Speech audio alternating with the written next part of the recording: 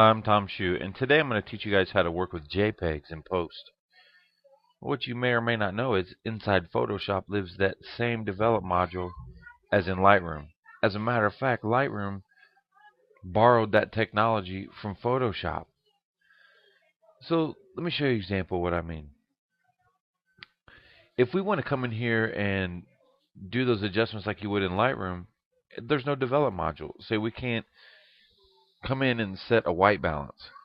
In order to do any kind of white balance adjustment, we'd have to use an adjustment layer. So say, for example, we went to hue saturation and we wanted to add some more magenta to the image, and we can control the amount through saturation, but that's not very intuitive. Say maybe if we need to adjust white balance and exposure and contrast and all that kind of stuff, working with levels and curves, you could get it done, but it's really laborious.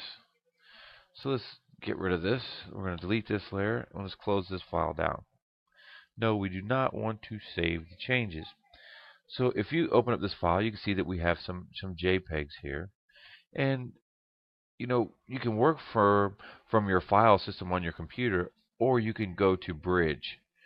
So you can click File and say Browse in Bridge, or you can just open up Bridge as a standalone application, and then you can find the picture you're looking for, and you can say Open with Camera Raw. Okay? And it will launch that same develop module that lives inside Photoshop. That lives inside of Lightroom. So now if we want to adjust our white balance, it's real easy. We can grab our white balance tool and you can like click on the image and select a white. Actually, you're looking for something neutral. So if you look at this RG and B, you find an area that it's pretty close together, like 231, 231, 231. That's a neutral color because it's equal in all the red, green, and blue channels. When you click it, it will white balance your image. Now we can come in and we can adjust the exposure, maybe if it's too bright, and we could bring up the shadow information or take it down. So we'll bring up the shadow information, and maybe we can make a black point. And if you hold down the Alt key, it's the same as in Lightroom. You can see where your clipping point is. You can do that with your whites or your blacks. And the Alt key is the Option key on the Mac. So this is a lot more intuitive than working inside Photoshop. Okay, so say once you get everything done, we can even use this new clarity slider that adds a bunch of detail in. We can kick our vibrance up a little bit. Obviously this file's a little bit too big, so let's go to 100%. Okay, and maybe we need to pull off the clarity quite a bit. It's a little too much. Okay, so maybe somewhere around here. All right, and you have all of these tools to your exposure. You can, do your curves adjustments. Okay, um, you can go in and sharpen your image. You can deal with noise. All of these things live inside Photoshop, and all you have to do is use them. Okay, people pay a lot of money for Lightroom, but those same controls are inside Photoshop. So we'll say click Done here. All right, and all of those changes save with that JPEG.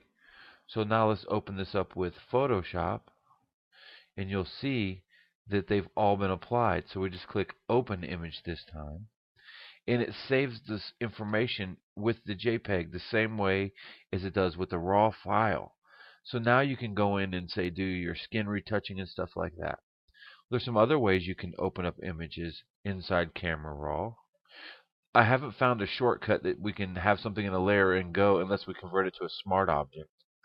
So if you come over here and go Edit, and you go down right here below this area here, it goes Keyboard Shortcuts menu and then Preferences. And at the bottom of your preferences, it says Camera Raw.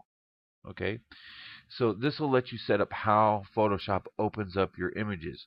Down here at the bottom, it says JPEG and TIFF handling. We're going to go here.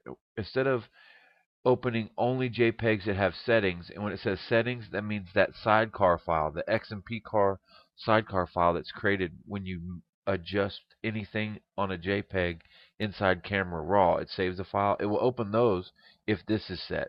However, if you just go automatically open all supported JPEGs and automatically open all supported TIFFs, whenever you go into your folder system, and you right click on an image, say for example, we did this one, and you say open with Photoshop, instead of just launching in Photoshop, it'll launch in Camera Raw. Now we can go in and make our adjustments however we like. Again, exposure up or down. We could make a black point. We just did this a second ago. So there's our black point. Let's see our white point. You can see that we're clipping already in the hair. So we really don't need to put too much white in there. Maybe open up those shadow details a little bit. Take control of these highlights a little bit. Throw some clarity on it. Maybe a little bit of vibrance. And we can go in and change our white balance. So we're going to go find our neutral area. This looks pretty good. 114, 113, 118. There we go, 102, 105. Okay, so now our white balance is done. You click open image and it's inside Photoshop. There's another way to do it as well. Let's close this down. So that when you set your preferences like this, it means every time you open up a JPEG, it's going to open it up in Camera Raw. So no, I don't want to save those changes. But all the changes are saved. They're saved to a sidecar file. So we're going to say browse in mini bridge. We're going to reconnect the mini bridge. And I've already navigated to this folder. So if we select all of these, and you see this right here, this little icon, this icon means there's been adjustments applied to those images. This represents that sidecar file, the XMP sidecar. So let's select them all, and we'll right click, and down below the screen it says open with. What do you want to open them with? And we can open with Camera Raw or Photoshop.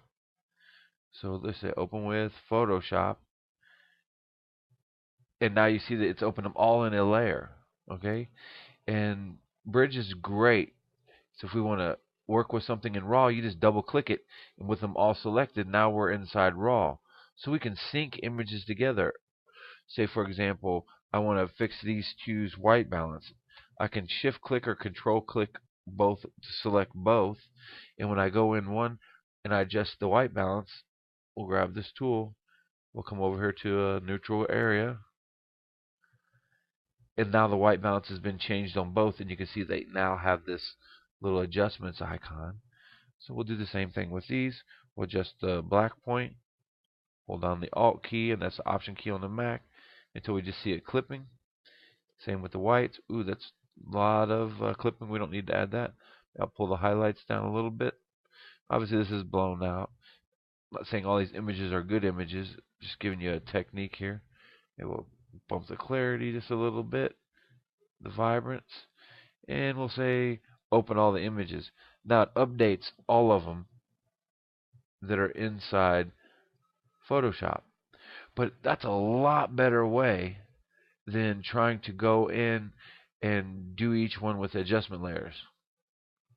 Working with JPEGs doesn't have to be a nightmare if you only own Photoshop, because you have all of the same adjustment capability as Lightroom in the develop module inside of Photoshop, and it's done through Camera Raw. Well, I hope you guys learned something today.